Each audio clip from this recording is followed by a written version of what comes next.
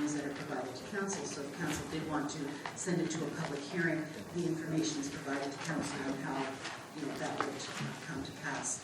But, my understanding is that sending it to a public hearing is not council's only legal option under our bylaw. And did a quick check in, for example, City of Richmond on their website basically have the same types of options. They express right up front to people that those are available. So I may have misunderstood because I wasn't here, but what Mr. Alexander was suggesting, but I did think the council may wish to have some clarity, or at least around its land use and development procedures bylaw and what options it indicates are open to council. Okay, thank you for that. I understand it now. All right, Councilor Bergman, you had up. We are only on 7? Correct. There's no motion. We're just getting started. I'm not sure in the wording on this, and I'm not sure what kind of support I'll have on it. I heard from a number of councillors that the time we've had this has been a question. I heard from a number of members of public. They've only had it for a few days. And it's not that I like to put meetings off and come together and repeat everything, but I think it's becoming a pretty important issue. And I'd like to suggest that it be tabled and brought back in 2 weeks and give the public time to review it and look at it. Second. That's a motion. It's a motion. Discussion on this. I think I've said it all. No more to be said. Okay. I'll put it up to council. Councilor Flynn. Mr. Mayor, a question through you to our Director of Legislative Services or the Manager of Legislative Services. Does the motion to postpone mean that in 2 weeks when this comes back, everybody will once again be able to speak for 5 minutes and say exactly what they said tonight again? Or is there a way to do it that we simply continue forward without having to go backwards?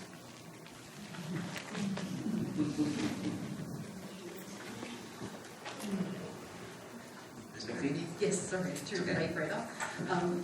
Mr. Mayor, that would be up to council. It would be a path before them if they wanted to. However, essentially, what you need to do is suspend the rules so that you wouldn't be receiving any further public input on the item that night, because clearly the procedure bylaw would allow it, even if it came back again. So slightly different than, a public hearing process where council might adjourn a public hearing and state that they received no further input, and that's permitted under that procedure. This would be looked at. Thank you for your question, Council. You've got the floor still. Yeah, I will speak against this. As much as I appreciate that people want this, I would say that council regularly gets their agenda packages on Friday and has to deal with things that are difficult. The public, I appreciate, probably doesn't realize that. The public may wish to have more time, but I think that we as a council should have this discussion tonight and make a decision. But again, we are a democratic body. Thank you. Councilor Durham. Thank you, Mr. Mayor. I don't have a lot of problem postponing if that's what the public wishes. The issue is that I thought the public wanted to come to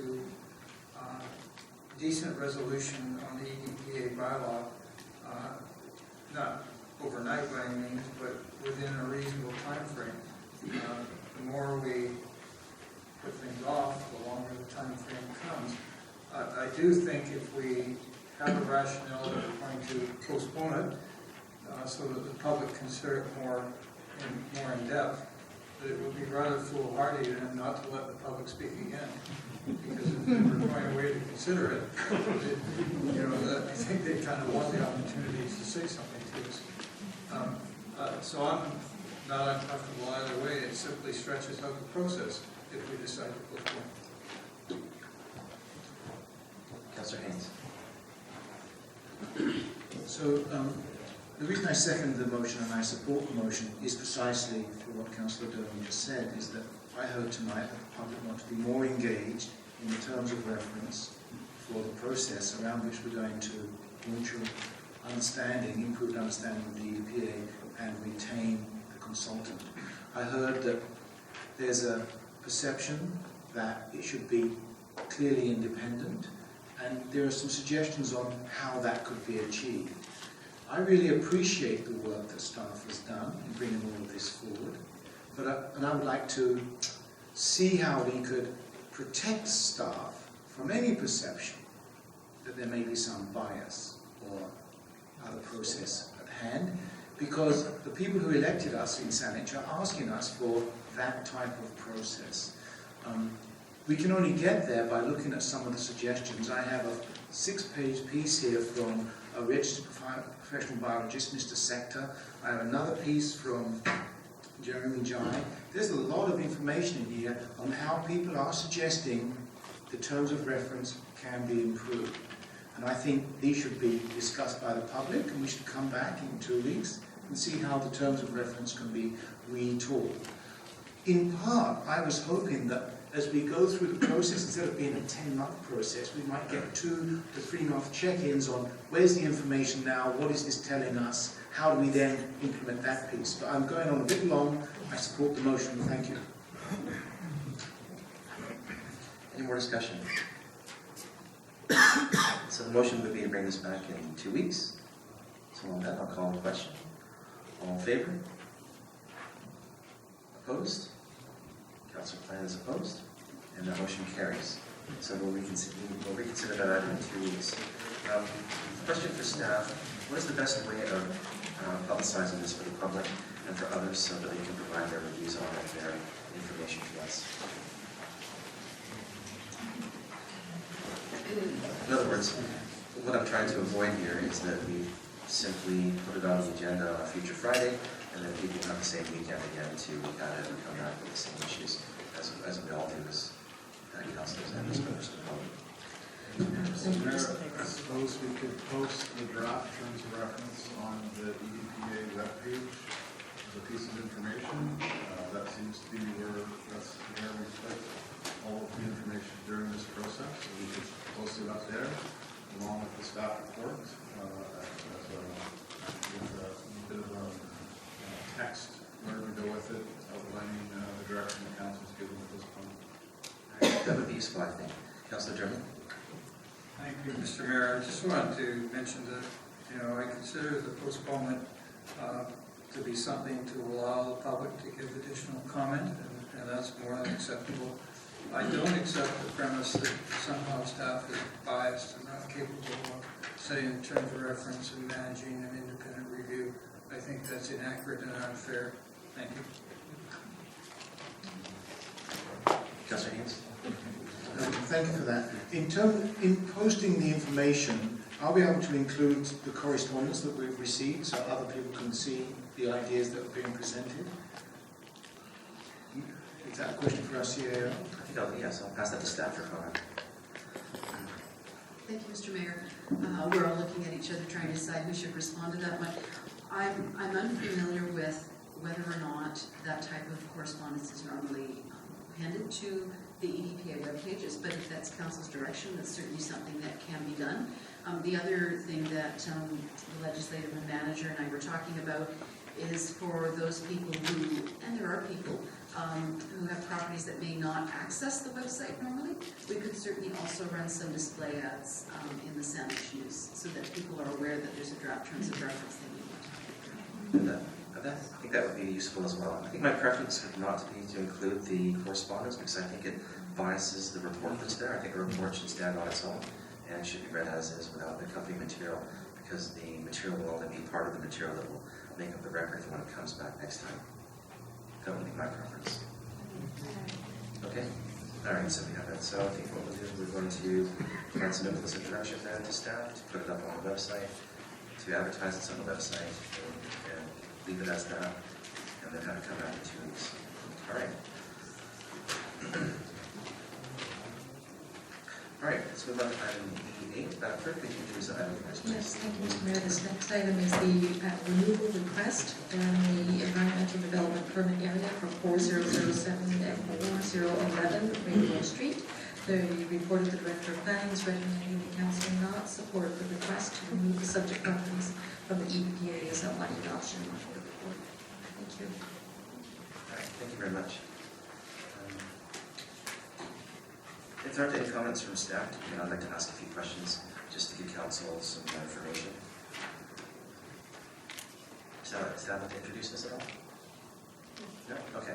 So the question I have, so we're looking at 4007, 4011 Rainbow. I'm reading through the report here, and I've seen many of these reports in the past, and it's very informative.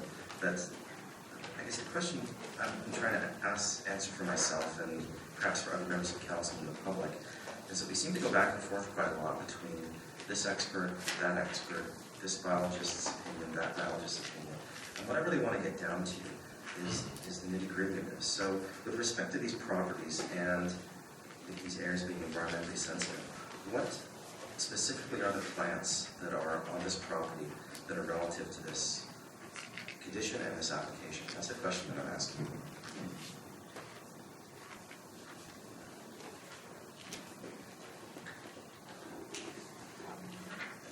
In the submission by Ted Lee, on one of the properties, there are a few plants that are listed.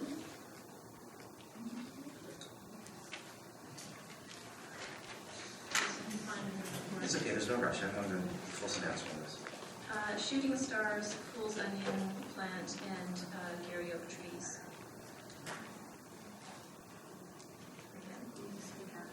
Would you mind repeating and speaking a bit louder? Thank you. Sure. Through the chair, through the mayor, there's several shooting stars and fool's onion plants, as well as Gary oak trees listed in the report by Mr. Lee. Okay. And what about the other biologist reports on the property? Specifically, I'm going to reference one. It's going to be the biologist report summary findings of the proposed Rainbow Road subdivision, and that's done by Econ Environmental.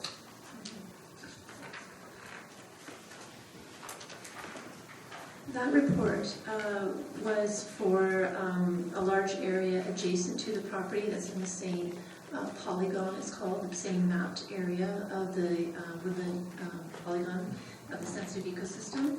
And on page 111 of the package is a list of native plants found there.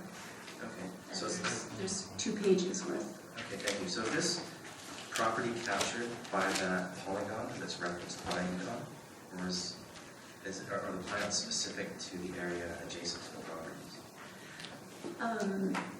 The plants are specific to the adjacent properties, and they're contained within the same polygon of the subject properties, if that makes sense. It does make sense. So when it comes to ground truthing that the biologists do, how is council, when we're looking at these reports, how do we rely on what's next door when we're looking at the specifics of this particular property? Like how should we factor that into our decision making? It's difficult to know why there would be such a difference in the inventories. It could be time of year or the fact that several years have passed. But I think the main point that was being brought forward was in the report submitted by NCON, other values other than SCI methodology were looked at in terms of the corridor value that the tree canopy provided, the age of the trees, and the rarity of the ecosystem, and the restoration potential. Okay, all right, thank you for that.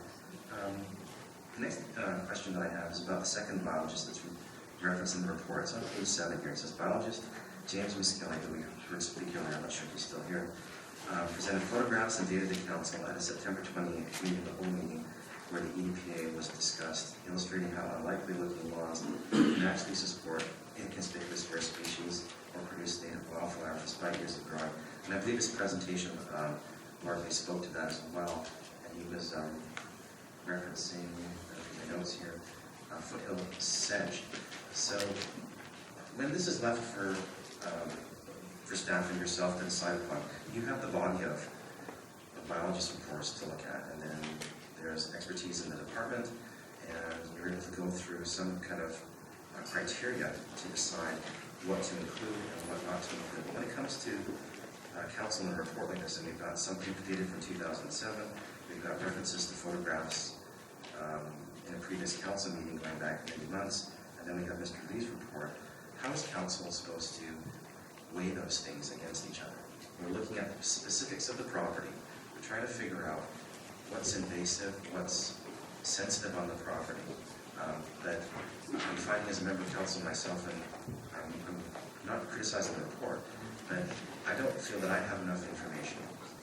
Because I've also been to the property, but I think I need to rely on an accredited expert, and we've got several accredited experts over several periods of time. And one is based on something that's like the property, one is based on something adjacent to the property, and one's actually based on the property. My preference would be to go with the report that was actually done on the property. But I don't see that, I see it being listed as the options here, but I don't see it being listed as the recommendation. So my question would be, how do we align your choices and our choices so that we have some consistency for residents as they're coming forward to council for these exclusions? And things are going to be included and excluded at the staff level. How do we create the consistency? What are we ultimately trying to rely on? Do we need to rely ultimately on the ground truthing of Mr. Lee and others that have been to the property most recently? I understand the predicament that you're identifying. And my answer to that would be, in this report, at the beginning, we've included OCP policies. The environmental development permit area is a product of the OCP, and these policies guide our daily work. And so in these policies, they do talk about protecting and restoring endangered species and habitats and ecosystems, and linking, using corridors to maintain biodiversity, and seeking opportunities to restore ecosystems, and the importance of the Christmas Hill Nature Sanctuary and the area around it and supporting that area. So those are the policies that we also look at when evaluating an area in terms of its value environmentally to the community. So it goes beyond sensitive ecosystem inventory mapping standards. There are other policies that are at play as well. And I hope that helps to Yes, it does. show the difference. So the question it raises, which we have an official community plan, which is encompassed in a bylaw. And then we have the EDPA, which is encompassed in another bylaw. Which bylaw takes precedent? Both matters are encompassed within the official community plan, so they carry equal weight. To further that, I certainly understand as we move through this process, Council is looking for the ultimate decision-making on this or some assistance in that, and I think that speaks to the issue that Council's been grappling with as we move forward. If you keep the EDPA, do we create some sort of independent group that has a broad spectrum of opinions and provides you that advice similar to the advisory design panel? And I think that's where you've met this evening, the feeling of uncomfortableness. So at this point, we can't provide you that. We could just provide you our best thoughts and opinions and our professional biologists' opinions, and then provide you with that to make a decision. Okay, thank you. Before I hand it to council for questions, I have a speaking list here. The last question I would ask then would be based on the exemptions, sections 14 and 15 of the bylaw. These are meant to provide mechanisms to remove properties from the EPA. But if those elements of those properties that are under consideration for removal meet the test of the official community plan that I just heard, then how do those properties get excluded? If the OCP has very high-level definitions about that, but we've got items on the ground that are in small quantities or so forth that are meeting the terms of those exemptions, then what prevails and how do properties get out? If they should come out. Through the matter. Exemption 14 allows for a registered professional biologist or other appropriate professional to look at the mapping on the ground. If there's a proposal for a development that's being considered, and the biologist, whether it's a staff person or a consultant, goes to the site and sees that the mapping can be improved, and actually what they're proposing is not in the protected area or intended ecosystem, then the development proposal can move forward and not be held up by having to come back to council and recommending a change to the atlas. That change will be recommended in due course, but this exemption 14 is intended to not slow down somebody while we fix up the atlas. Exemption number 15 is used when it's supposed to give a little bit of flexibility to the landowner when they find themselves in a bind. And if they really need to intrude into a protected ecosystem, that they can then secure another area in lieu of that area, so there's no net loss of ecosystem. It's not the best thing for the ecosystem, but it's striking that balance between allowing a development proposal or an improvement to land with protecting the ecosystem values. All right, thank you. What do we do in situations where we have either an invasive species or we have a lawn garden that has been planted and is being maintained, and there's something like the foothill sedge that is just under there and it's not being allowed to flourish because it's being cut on a regular basis? What is the status of that in terms of allowing the property to move forward with the development versus preventing development and allowing that to grow? Through the mayor, with foothill sedge, we have some experience with development proposals that do have that rare sedge. And we've been able to protect the areas of critical habitat through covenants and allow development in the surrounding areas. All right, thank you for those answers to those questions. I'm now going to open up the council. The speakers list starts with Councillor Plant, and Councillor Haynes, and Councillor Dermot. Go ahead, Councillor Plant. Thank you, Mr. Mayor. This is a question for you to either Director of Planning or Manager of Environmental Services. I just want to seek clarification on a couple of things. So the first question will be, can you please comment on what is meant by the other or other appropriate persons when we ask for a report from a registered biologist? Some of our letters that we've received today, particularly from Mr. Fairbarns, has indicated that just because you don't have an RFB designation doesn't mean you aren't the professional biologist. You're just not registered by a professional association. So could you please clarify? That's through the mayor. In the bylaw, we do say that we accept reports from registered professional biologists or RP bios. Other appropriate professionals could be biologists who are not a member of that organization, or sometimes it would be an arborist. Those are the most likely people. We also sometimes have landscape architects, depending on the site and what is present on site. So the true biologist, though, I don't want to go sideways with the comment about an arborist or about a landscape architect. The notion of a biologist and an RP biologist, can you help me understand how I can understand whether or not I should take the weight of an RP bio as better than or higher than a biologist that staff may have selected? The main difference between a registered professional biologist and a non-registered professional biologist is that they've chosen to be members and have been accepted as members to the College of Applied Biology, and that requires that you have professional development annually and that you abide by the Code of Ethics. So it doesn't necessarily mean that you are a more experienced biologist or a better biologist. It means that you've made the commitment to the college to improve and to follow the Code of Ethics.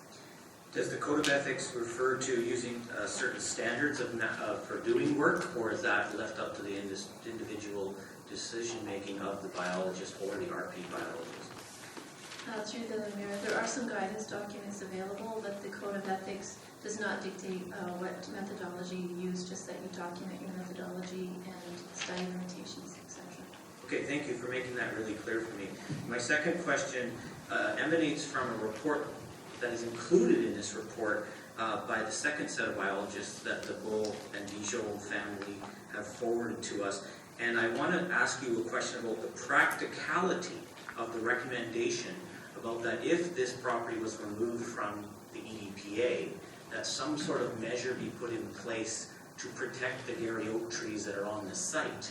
I'm trying to reconcile how, if you take it out of the EPA, those trees should be treated any differently than any other oak trees in Saanich, and we don't have provisions for not disturbing other oak trees in certain circumstances. So I know it's not your report, but I'm just trying to, if we make a decision later tonight, that it takes into factor what is in that report. How can you clarify for me the viability of this in relation to the rest of the municipalities' oak trees?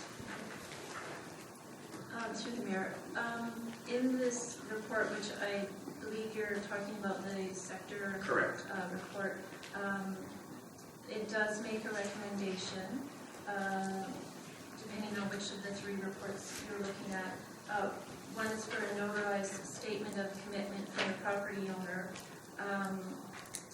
and it's to avoid major land altering actions, development or land altering activities, undertaking with sound, diligent environmental best practices, that sort of language, which is very similar to the EPA. And so if it wasn't the EPA that was protecting the area oaks, there are available tree covenants, natural state covenants.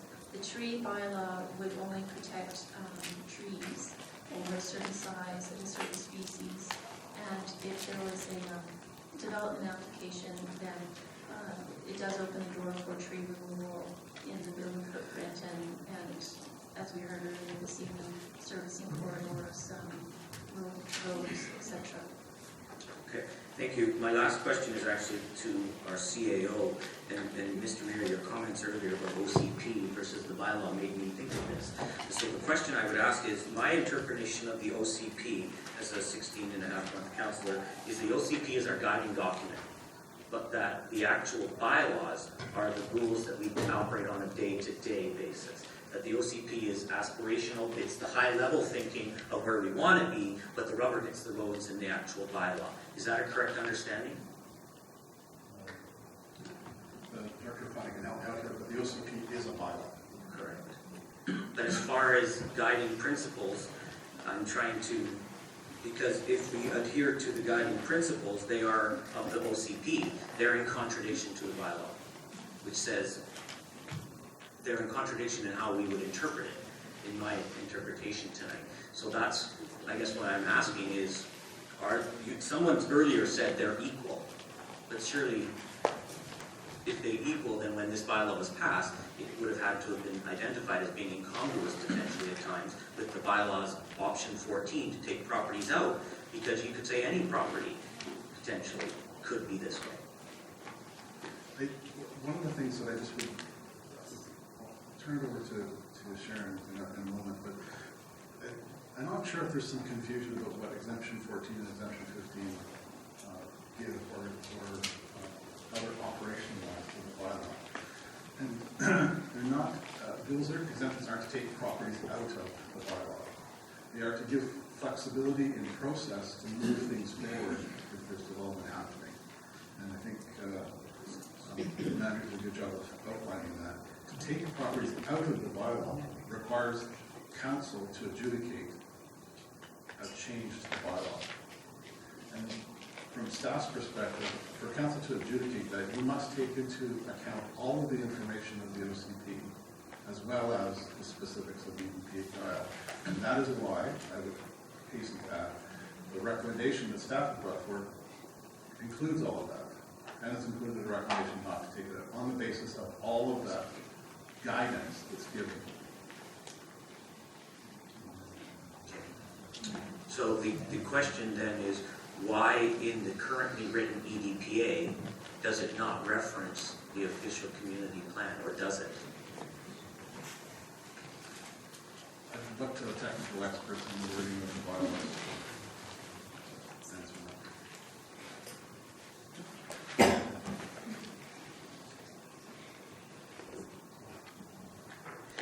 Specifically in the bylaw, it does reference the OCP and it's nesting in it, and that's just a standard practice of any bylaw that sits within the OCP. You're obliged to look at the greater document as well as the refined details.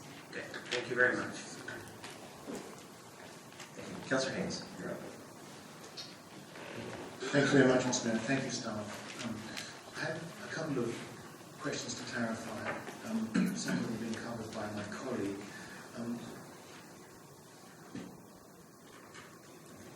I just my page. So. As we look at the biologist references, the references in the report to biologists, I'm sorry, I'm just finding my page again. I just need to see it for a second, please.